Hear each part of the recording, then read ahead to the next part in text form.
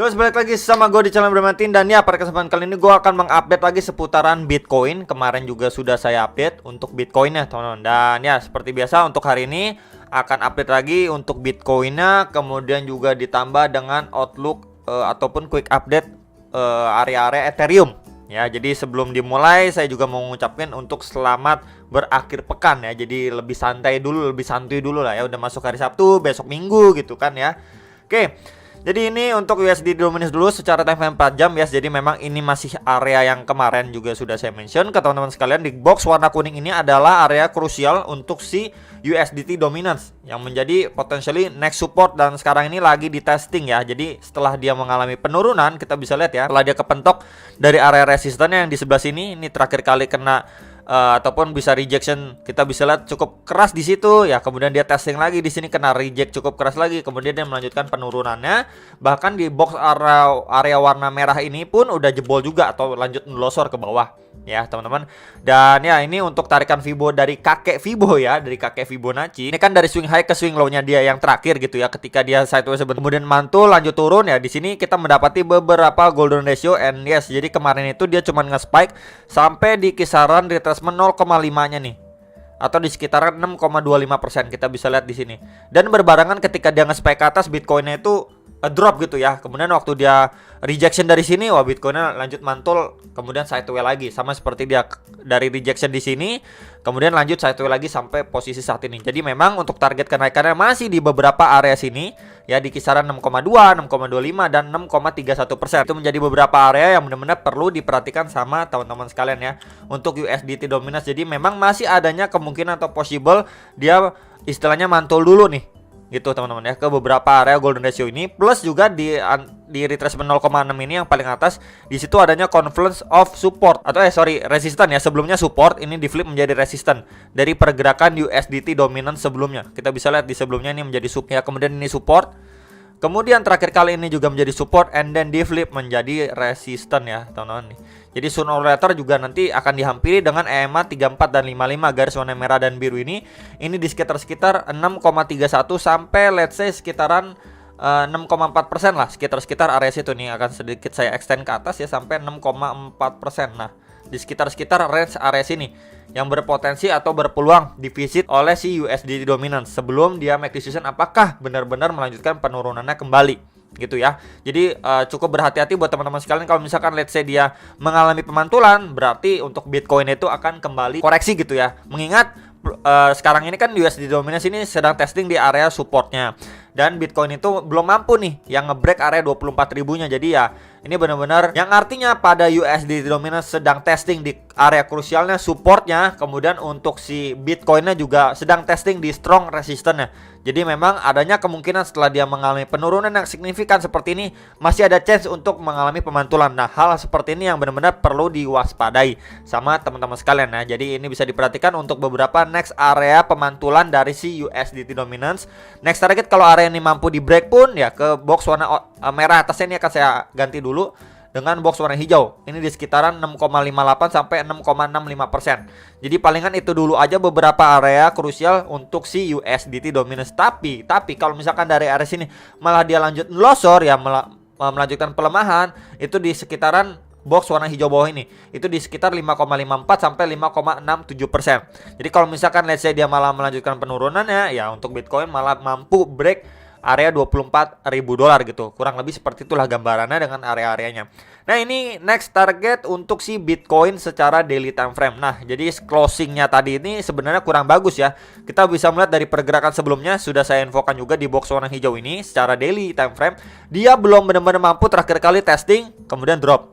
Ini beberapa kali testing juga bikin tail candle aja, tapi belum benar-benar mampu close candle di atasnya. Cuman posisi saat ini dia masih berhasil maintain di atas EMA 55 atau garis warna merah ini secara daily time frame. Walaupun seperti itu, kita bisa lihat closing candle yang berwarna merah ini ya, ini seperti gangsing lah ya. Ini kita bisa lihat juga, atau saya pribadi lihat ini seperti bearish spinning top. Jadi kurang lebih gambarannya seperti ini. Dan biasanya ya, kalau misalkan berada di sebuah puncak atau titik tertinggi gitu ya dari uptrend, nih market yang uptrend nih. Ini kan kita bisa lihat ya. Ini kan kurang lebih setelah dia mengalami penurunan ya, kemudian bullish hammer ya, kemudian going up gitu ya. Sampai sini ini kan bisa dibilang juga area puncaknya gitu ya. Jadi kurang lebih itu bisa menjadi salah satu indikasi untuk bertransisi atau memasuki, ataupun dia bisa dibilang tahap awal lah ya, memasuki fase koreksinya atau korektifnya ya, untuk mencari pijakan sebelum dia mampu benar-benar breakout terhadap box warna hijau ini di kisaran range 23.900-an sampai 24.300 dolar gitu. Jadi kurang lebih kalau misalkan let's say setelah dia pijakan dari sini mengalami kenaikan yang signifikan, belum benar-benar mampu jebolin area sini, ya kurang lebih gambarannya dia mesti koreksi sedikit dulu ya, mencari pijakan at least untuk bisa going up lagi, ngetes lagi, bahkan bisa break ya. Jadi kurang lebih seperti itulah ya gambarannya. Jadi kalau misalkan untuk areanya dia koreksi pun ya masih kurang lebih kisaran-kisaran dari trendline resisten ini ya. Kita bisa lihat di sekitar 22.900, 22.800-an dolar, sekitar range area situ. Ya plus juga di situ dibantu dengan EMA 34 nih, dekat dengan area sini. Kalau misalkan dia sedikit bikin tail candle ke bawah seperti ini nih ya, bikin tail candle ke bawah atau jarum ke bawah, ini posisinya di kisaran 22.400 sampai 22.500-an dolar. Jadi memang itu adalah target koreksinya si Bitcoin yang wajar gitu ya teman-teman, kurang lebih seperti itu secara dailynya. Next ini secara time frame hourly. Yes, jadi kemarin ini sudah saya info juga ya teman-teman. Ini kita lihat dulu secara time frame 1 jamnya. Kemarin saya infokan kalau misalkan let's say dia mengalami penurunan, kemudian dia naik lagi ya, setelah naik ini nggak mampu juga nih break, nah itu adanya potensi untuk dia malah bisa koreksi dulu, karena kita bisa lihat setelah beberapa kali percobaan, bahkan kita bisa lihat terakhir kali ini nge-spike bikin jarum ke atas seperti ini, ditendang mundur lagi ya, kemudian di sini adanya recovery, cuman ya masih di dalam range sideways-nya dia aja. Nah, itu adanya indikasi kalau misalkan buyer ini belum benar-benar mampu, atau ya kita bisa bilang juga belum benar-benar siap untuk ngebreak area di sekitar level 24.200-an dolar ini. Ya dia masih ketahan-tahan di kisaran situ untuk sideways aja. Nah, ini adanya sekilas kita bisa lihat adanya seperti pelemahan momentum ya. Untuk si sellernya juga udah siap-siap gitu ya nih. Kita bisa lihat ancang-ancang sellernya udah siap-siap. Oh, dia lewat dikit udah boom, dibuang barang gitu ya. Tapi at the same time dari bayarnya pun ya kita bisa lihat ya, ketika dia sideways di sini pun bayarnya pun belum benar-benar mampu break dari area sini. Istilahnya kurang gas lah ya teman-teman. Tentunya ini untuk jangka pendeknya aja. Jadi kalau misalkan let's say seperti ini terus terjadi ya, dia testing terus gitu ya, seperti ini sideways ya, adanya indikasi untuk dia bisa koreksi dulu sebelum bisa melanjutkan kenaikannya atau testing kembali ke area 24.000 sampai 24.300-an dolar gitu ya. Jadi palingan itu dulu aja yang bisa diperhatikan. Kalau misalkan target koreksinya pun masih sama ya, di kisaran range 22.400, 22.900-an dolar ya, sekitar area situlah. Tapi kalau misalkan area sini benar-benar mampu di break nih teman-teman, kita bisa lihat dia mampu close candle di atas 24.300, dia mampu close candle di atas itu. Nah, itu punya probabilitas untuk bisa melanjutkan penguatannya itu lebih besar ke kisaran next target kisaran 25.000-an dolar sampai 26.000 dolar. Tapi kalau belum mampu close candle di atas 24.300-an dolar sekian gitu ya, ya masih aja potensinya lebih besar untuk dia melanjutkan penurunannya. Kurang lebih seperti itu ya, teman-teman. Next ini untuk si Ethereum aja. Untuk secara daily time frame masih sama ya dengan pembahasan terakhir. Kita bisa lihat dia sedang testing, sebelumnya jadi support yang cukup kuat, kemudian di flip ini menjadi resisten. Dan sekarang ini benar-benar dia struggling banget ya. Ini lagi testing, dia belum benar-benar mampu untuk breakout area situ. Dia cuma bikin tail candle udah kepukul mundur lagi gitu ya. Jadi kurang lebihnya kalau misalkan let's say dia koreksi dulu ya secara zona. Kalau misalkan kita lihat ini secara daily time frame ya, at least dia bisa testing ke kisaran area sini nih. Nah, di kisaran box warna hijau bawah ini di sekitar 1.580 sampai 1.610 dolar. Sekitar area sini adalah, ataupun kita bisa lihat menjadi area yang ideal untuk si Ethereum koreksi atau gapai lah, kurang lebih seperti itu. Cari pijakan lagi sebelum dia benar-benar mampu untuk melanjutkan penguatannya, atau ya bullish momentumnya lah. Dia koreksi dulu let's say seperti itu untuk melanjutkan penguatannya.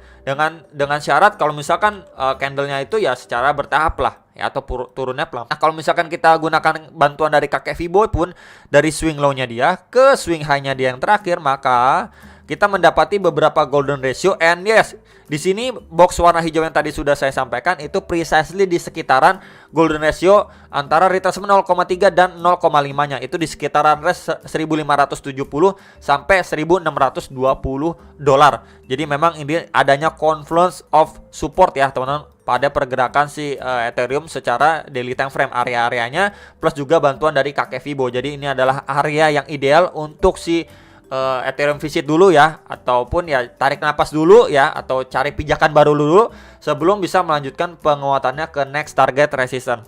Dan tentunya disclaimer, ketika memang dia mengalami pemantulan pun harus break dulu dari area sekitaran 1.780 dolarnya ini, dia harus mampu break dulu. Ya kalau mampu break dari area sini, kita bisa lihat secara daily-nya pun next target terdekat di sekitaran area sini. Ya, terakhir kali tekanan seller masuk dari situ. Ini akan saya ganti dulu menjadi box warna ungu lah ya. Ini di sekitaran 1.861 sampai 1.920 dolar itu menjadi next target resistance, dan lebih tingginya lagi itu di sekitaran range 1.995 sampai 2.157 dolar di box warna hijau ini. Jadi bisa diperhatikan terlebih dahulu untuk beberapa area ideal koreksinya si Ethereum dan beberapa next target area resistennya. Dan mungkin sedikit dari tambahan dari saya, kalau misalkan dia lebih sedikit ya bikin tail candle seperti ini ya, nyentuh ke bagian bawahnya dari Fibo ataupun retracement 0,6 itu sekitar 1.500 sampai 1.520 dolar itu masih batas wajar lah. Disusul dengan ataupun berdekatan nih posisi sekarang dengan EMA 55 atau garis warna merah ini. Jadi memang di area bawah ini pun ya adanya confluence of support.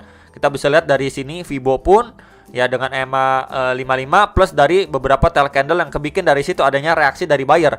Ini akan saya tandain juga dengan box warna kuning lah. Ya, jadi itu adalah beberapa area support yang krusial untuk si Ethereum. Kalau misalkan mampu sustain di kisaran dua area support ini, ya dia bisa melanjutkan penguatannya kembali ke beberapa next target resistance. Tentunya dengan syarat balik lagi harus mampu break dari highest-nya terakhir dia, atau swing high terakhirnya dia di sekitaran 1.780 dolar. Jadi itu aja teman-teman palingan informasi seputar Ethereum, Bitcoin dan juga USDT dominance ya. Untuk posisi jangka pendeknya semoga bisa terbantu. Jangan lupa analisa kembali sebelum make decision atas transaksi kalian masing-masing. Dan sampai jumpa untuk next video. Sam Profit.